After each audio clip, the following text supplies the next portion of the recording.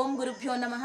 ನಾನು ನಿಮ್ಮ doctor Sarika S Ganga ಮತ್ತೆ ತಮ್ಮೆದುರಿಗೆ ಇನ್ನೊಂದು ವಚನ ವಿಶ್ಲೇಷಣೆಯೊಂದಿಗೆ. ತಾಳ್ಮೆಯಿಂದ ಕಾಯಬೇಕಿಲ್ಲಿ ತನ್ನವಸರಕ್ಕೆ ಸಿಗದೇನು ಜಗದಲ್ಲಿ. ತಾಳ್ಮೆಯಿಂದ ಕಾಯಬೇಕಿಲ್ಲಿ ತನ್ನವಸರಕ್ಕೆ ಸಿಗದೇನು ಜಗದಲ್ಲಿ. ಆಗಬೇಕಾಗಿರುವುದೆಲ್ಲ ಆಗುತ್ತೆ ಕಾಲ ಕಾಲಕ್ಕೆ, ದೈವೇಚ್ಛೆಯಂತೆ ನಮ್ಮ ಕಲಾ ಸಂಗಮನಾಥ. ಆಗಬೇಕಾಗಿರುವುದೆಲ್ಲ ಆಗುತ್ತೆ ಕಾಲ ಕಾಲಕ್ಕೆ, ದೈವೇಚ್ಛೆಯಂತೆ ನಮ್ಮ ಕಲಾ ಸಂಗಮನಾಥ. ಬಂಧುಗಳೇ, ಈ ಜಗತ್ತಿನಲ್ಲಿ ಒಂದು ಹುಲ್ಕಡ್ಡಿ ಕೂಡ ಅಲ್ಗಾಡಬೇಕು ಅಂದರೆ ಅದರ ಸಮಯ ಬರಬೇಕು. ಸೊ ಸಮಯದಕ್ಕಿಂತ ಮುಂಚಿತವಾಗಿ ಯಾವುದೂ ಆಗಲ್ಲ. ನಾವು ಎಷ್ಟೇ ಜಪ ಮಾಡಲಿ, ತಪ ಮಾಡಲಿ, ನಾವು ಏನೇ ಮಾಡಲಿ, ಆ ಸಮಯ ಬರುವವರೆಗೂ ಆಗೋದಿಲ್ಲ. ಹಾಗಾಗಿ ನಾವು ಧಾವಂತ ಮಾಡದೇನೆ ತಾಳ್ಮೆಯಿಂದ ಕಾಯಬೇಕು. ನಮ್ಮ ಪ್ರಯತ್ನ ಇರಬೇಕು, ನಿರಂತರ ಪ್ರಯತ್ನ ಇರಬೇಕು.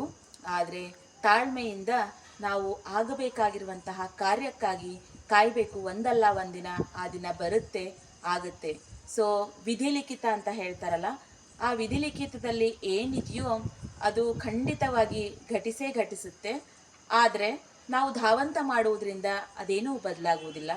ಮದುವೆ ವಿಷಯ ಆಗಿರ್ಬೋದು, ಮಕ್ಕಳ ವಿಷಯ ಆಗಿರ್ಬೋದು, ವಿದ್ಯಾಭ್ಯಾಸದ ವಿಷಯ ಆಗಿರ್ಬೋದು, ಒಂದು ಬಿಸ್ನೆಸ್ ವಿಷಯ ಆಗಿರ್ಬೋದು, ಯಾವುದೇ ಒಂದು ವಿಷಯ, ಯಾವುದೇ ಒಂದು ಸಾಧನೆಯ ವಿಷಯವಾಗಿರ್ಬೋದು, ನಾವು ಅವಸರ ಮಾಡೋದ್ರಿಂದ ಏನೇನೂ ಬದಲಾವಣೆ ಆಗಲ್ಲ, ಏನೂ ಸಾಧನೆ ಆಗಲ್ಲ. ದೈವೇಚ್ಛೆಯಂತೆ ಅದು ಆಗಬೇಕಾಗಿರುವಂಥ ಸಮಯದಲ್ಲಿ ಆಗ್ತಾ ಹೋಗುತ್ತೆ.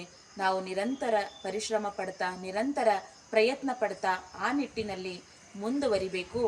ಭಗವಂತನ ಕೃಪೆಗೆ, ಭಗವಂತನ ಇಚ್ಛೆಗೆ ನಾವು ಬಿಡಬೇಕು. ಸಮಯ ಬಂದಾಗ ಖಂಡಿತವಾಗಿಯೂ ಸಾಧ್ಯ ಆಗುತ್ತೆ ಅಂತ ಹೇಳ್ತಾ ಧನ್ಯವಾದ.